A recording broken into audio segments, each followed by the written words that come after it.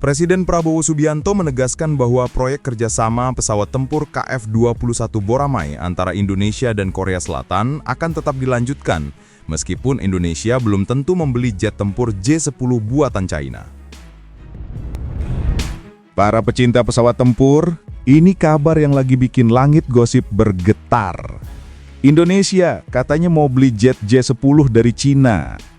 Belum sempat mesinnya dinyalain, udah banyak yang mulai berspekulasi. Wah, jangan-jangan proyek KF-21 Boramae bareng Korea Selatan udah ditinggalin nih. Padahal ya, namanya netizen. Dikasih kabar dikit aja langsung bikin teori konspirasi level Avengers. Tapi tenang, belum sempat rumor itu tumbuh liar, Presiden Prabowo langsung pasang badan waktu datang ke KTT APEC 2025 di Seoul. Beliau bilang dengan tegas, komitmen Indonesia terhadap proyek KF-21 masih jalan terus, bos. Nah, di sana beliau ketemu sama Presiden Korea Selatan, Presiden Lee, dan keduanya sepakat buat memperkuat kerjasama, bukan cuma ekonomi, tapi juga pertahanan. Jadi istilahnya hubungan dua negara ini masih akur banget, nggak ada drama perceraian. Tapi lucunya, sebagian orang sempat bingung juga. Karena katanya dulu Indonesia nunggak pembayaran proyek. Benar, memang sempat ada penyesuaian. Awalnya diminta bayar 1,6 triliun won, tapi akhirnya disepakati jadi 600 miliar won aja. Nah, ini kayak orang lagi nego cicilan motor. Dari 16 juta bisa jadi 6 juta, ya jelas Korea Selatan senyum dikit lah. Tapi masih sambil bilang, tapi jangan telat lagi ya. Dan untuk membuktikan kalau Indonesia ini nggak cuma jago ngomong, kita kasih bukti nyata. Kolonel PNB Muhammad Sugianto alias Mamut, nama panggilannya aja udah bikin tenang ya kan? Berhasil melakukan uji terbang KF-21 Boramae sebagai front seater. Jadi bukan cuma numpang duduk di belakang. Sekarang beliau udah di depan, megang kontrol penuh. Bayangin, pilot Indonesia nerbangin jet tempur generasi 4,5 bareng pilot Korea, Koh Wi-sek. Dua-duanya terbang setinggi 20.000 kaki dan semua uji performa berjalan lancar jaya. Artinya apa? Artinya kerjasama ini bukan cuma di atas kertas, tapi udah nyata di udara. Tapi ya, perjalanan proyek KF-21 ini nggak selalu mulus, ada aja dramanya, kayak sinetron militer gitu. Salah satunya soal pembayaran yang belum lunas, baru 400 miliar won yang dibayar. Terus sempat ada isu besar, katanya teknisi Indonesia dari PT Dirgantara nyolong data rahasia pakai USB drive. Wah, sempat heboh banget tuh, sampai teknisinya dicekal di Korea Selatan, gerizik. Tapi setelah diusut sama pengadilan, ternyata plot twist. Mereka nggak nyolong apa-apa, cuma nyimpen catatan rapat doang. Ya ampun, ini kayak dosen nuduh mahasiswa plagiat, padahal dia cuma nyalin jadwal presentasi. Akhirnya teknisi kita dibebasin, dan kerjasama pun lanjut lagi kayak biasa. Nah, nggak lama setelah itu, di ajang Indo Defense 2024 di Jakarta, Indonesia dan Korea sepakat lagi buat penyesuaian pembayaran. Selain dikurangi nominalnya, tenggatnya juga diperpanjang sampai tahun 2034. Dan bahkan ada skema barter komoditas, jadi bisa bayar sebagian pakai bahan mentah.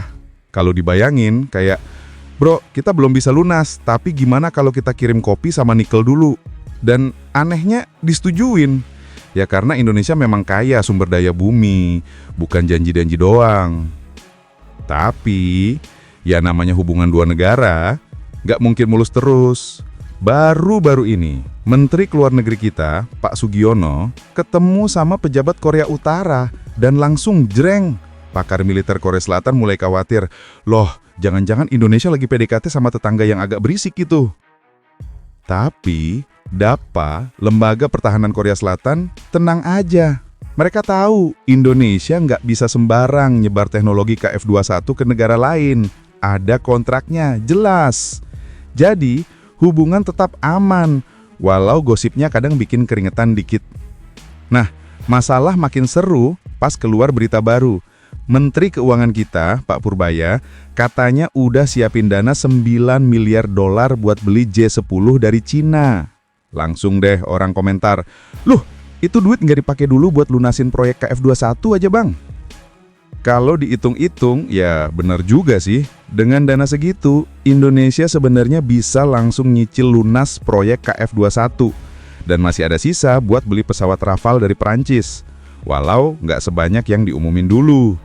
Jadi ibaratnya, kita masih bisa makan dua-duanya, nasi goreng dan mie goreng, asal pinter ngatur porsi. Dan disinilah kelihayan Presiden Prabowo mulai kelihatan. Beliau nggak mau Indonesia cuma bergantung sama satu negara aja. Makanya, sambil tetap lanjut proyek dengan Korea, beliau juga jalin hubungan baik sama Cina, sama Prancis, dan siapa tahu nanti sama Turki juga. Strateginya simple tapi cerdas, diversifikasi pertahanan. Nah, disinilah kelihayan Presiden Prabowo mulai kelihatan makin jelas. Beliau ngerti banget, dunia sekarang tuh kayak arena battle royale. Semua negara berlomba-lomba punya alat tempur paling canggih, tapi siapa yang pintar main strategi, itu yang menang. Makanya, langkah Indonesia bukan cuma sekedar beli pesawat, tapi ngatur peta kekuatan dengan gaya smart buyer, smart player. Artinya, kita nggak mau cuma jadi pembeli, tapi juga pengembang, juga pemain dalam industri pertahanan. Kalau dilihat dari luar, mungkin ada yang bilang, "Loh, Indonesia kok kelihatannya lompat-lompat. Kadang ke Korea, kadang ke China, kadang ke Perancis." Tapi sebenarnya itu bukan lompat-lompat, itu diversifikasi strategi. Ibarat di rumah tangga nih ya, kalau listrik PLN mati, kita masih punya genset. Kalau genset rusak, masih bisa masak pakai kompor gas. Nah, begitu juga dengan pertahanan negara. Gak boleh bergantung sama satu sumber, karena kalau satu macet, yang lain bisa jalan. Dan ini bukan cuma soal politik luar negeri, tapi juga transfer teknologi. Dengan kerjasama sama Korea Selatan lewat proyek KF21, Indonesia bisa belajar bikin jet tempur dari nol. Ngerti sistem avioniknya, desain aerodinamiknya, sampai cara nyusin panel kokpitnya. Itu ilmu mahal banget yang nggak semua negara bisa dapat. Sementara dari kerjasama sama China, ada nilai tambah lain. China terkenal dengan efisiensi produksinya dan kemampuan adaptasi teknologinya yang cepat banget. Jadi Indonesia bisa belajar banyak hal termasuk cara mempercepat proses produksi pesawat tanpa harus nunggu rapat teknis 12 kali dulu. Belum lagi sama Prancis lewat pembelian Rafale. Di situ kita dapat exposure ke teknologi Eropa yang udah mateng dan penuh standar NATO. Jadi bayangin aja, Indonesia ini kayak lagi ikut kursus internasional pertahanan militer dari 3 guru besar, Korea, China, dan Prancis. Ketiganya beda gaya, tapi kalau kita bisa ambil ilmunya, hasilnya bisa luar biasa. Dan di balik semua itu, ada satu hal yang selalu ditekankan oleh Presiden Prabowo, yakni kemandirian industri pertahanan nasional Indonesia. Beliau sering bilang, kita nggak boleh terus-terusan jadi pembeli, kita harus jadi pembuat.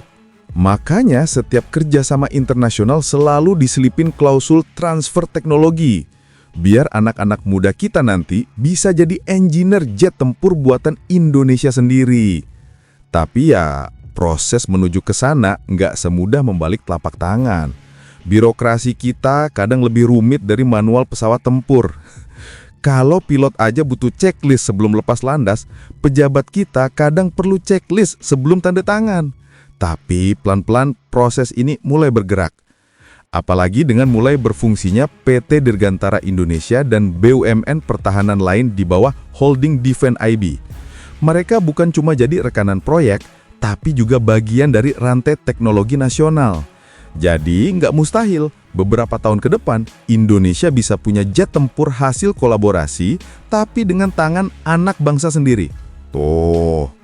Dan yang menarik dari semua langkah ini, Indonesia mulai dikenal di dunia bukan cuma sebagai pembeli alat perang, tapi sebagai negara yang bisa bernegosiasi dengan cerdas dan tegas. Bayangin aja, jarang loh ada negara yang bisa ngomong ke Korea Selatan, "Bro, nominalnya bisa dikurangin nggak?" Dan hasilnya bisa. Itu aja udah prestasi diplomatik tersendiri. Belum lagi dengan skema barter komoditas di mana Indonesia bisa bayar sebagian lewat hasil bumi, Itu menunjukkan bahwa kita paham kekuatan kita bukan cuma di senjata, tapi juga di sumber daya alam. Dan kalau ditarik lebih luas, langkah diversifikasi ini juga jadi tameng diplomatik Indonesia di tengah panasnya persaingan global. Amerika dan sekutunya lagi sibuk nebendung China, sementara China sendiri lagi berusaha menyaingi dominasi Barat. Nah, Indonesia di tengah-tengahnya nih, kayak pemain catur yang tenang, nggak ikut ribut, tapi langkahnya bikin semua pihak mikir 2 kali sebelum nyenggol. Kita bukan ikut blok mana-mana, tapi main di posisi yang paling menguntungkan, posisi bebas aktif versi modern. Dan dengan cara itulah Indonesia bisa dapat teknologi, dana, sekaligus menjaga hubungan baik dengan semua pihak. Thanks banget buat yang udah nonton sampai habis. Kalau suka, ya di-like aja. Kalau merasa cocok, langsung subscribe. Dan kalau jempol udah gatal pengen ngetik, antem aja tuh kolom komentar. Mau debat? Boleh. Mau bercanda? Gas. Yang penting sopan.